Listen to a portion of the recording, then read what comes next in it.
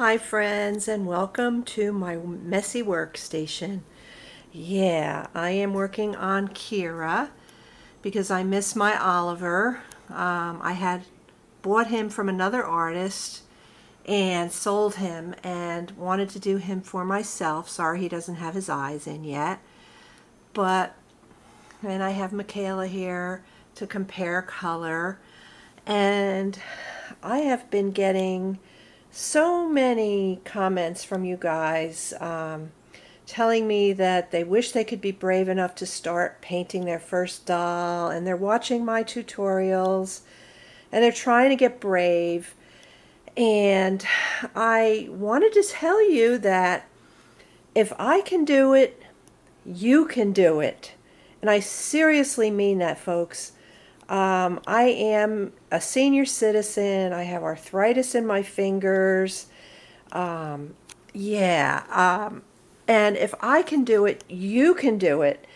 And you guys know by now that I use air dry paints. And I wanted to say that I am so glad that I first had the experience of working with Genesis heat set paints, because they taught me thin layers. The only difference with air dry paints and Genesis is that the air dry paints don't need to be baked in order for them to set into the vinyl. That is really the only difference, because you need to put very, very, very, very, very thin layers of paint. And if you don't, you're going to get streaks and you're going to get a doll that does not look real. You want it to have a very translucent look where you can see right through to, you know, like the veins are underneath the skin, the mottling is underneath the skin. So the most important thing that I learned was thin, watery layers built upon one another. Yeah. And I have noticed that working with acrylics and the glass and tile medium, which is what makes the paint stick to the vinyl, and I use distilled water, and this is what it looks like. The paints will become what I call dirty. Okay, they get little specks in them, and you can only reuse them a certain number of times before you need to transfer them into another cleaner bowl, which you can see this is getting dirty because you clean your brush off on the sides and it starts to dry working with air dry paints, and so you need to change your bowls regularly. And I find a toothpick is an essential when working with air dry paints, because you will get little specks that collect, and you need to flick them off with the toothpick as soon as you see them before they become cured. And when I say cured, I mean the air dry paints will become more and more permanent as the days wear on. And what really is happening is, I'm learning, is that you are actually staining the vinyl with these pigments. So yeah, that's really how it works.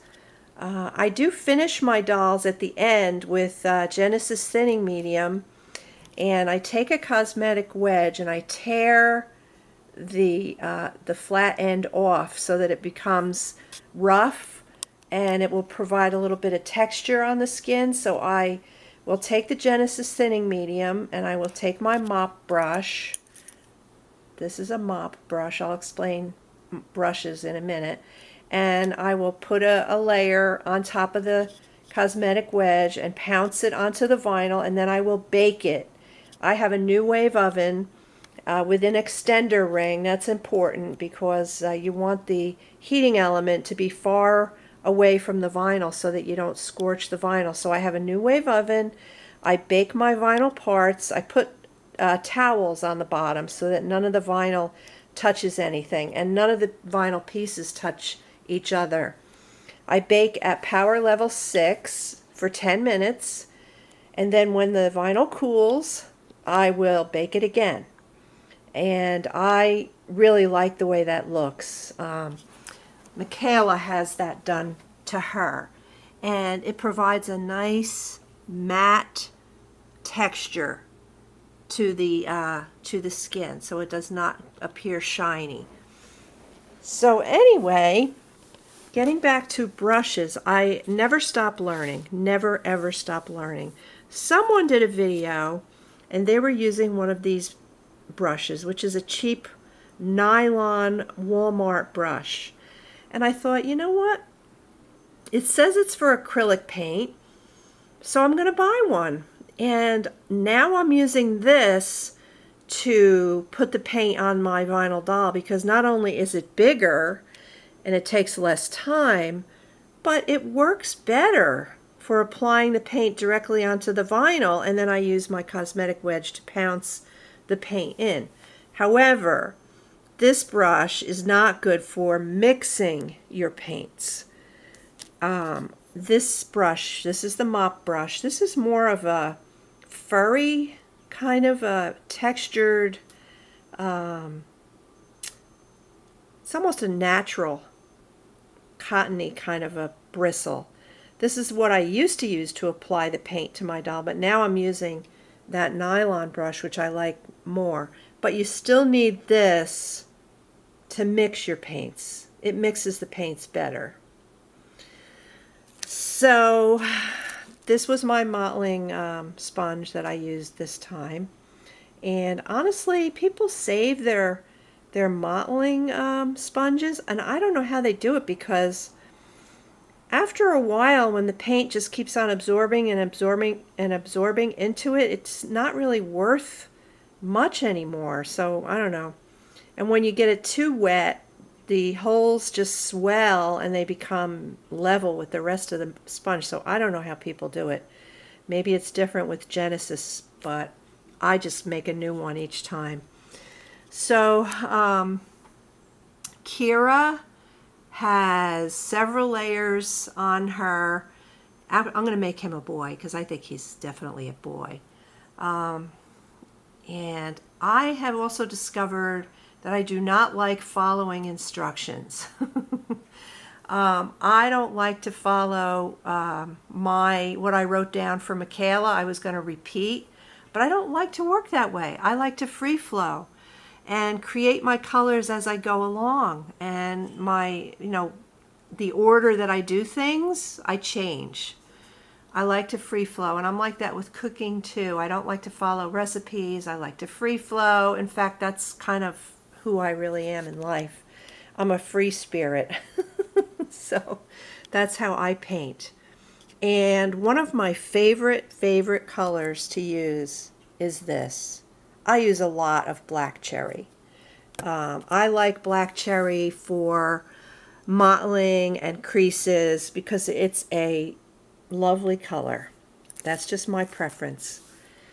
So, and let's see, what other tips can I tell you?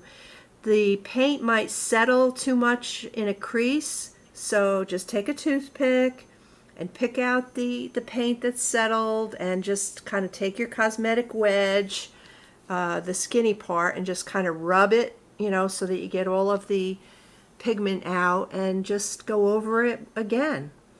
So there's so many tips and tricks that I could teach you guys, but I just want to tell you, when you can find a Bountiful Baby kit on sale for $14.98 or $17.98, what do you have to lose?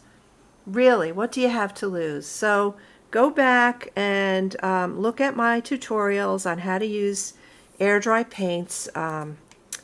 And this is just a little added bonus tips and tricks for you guys.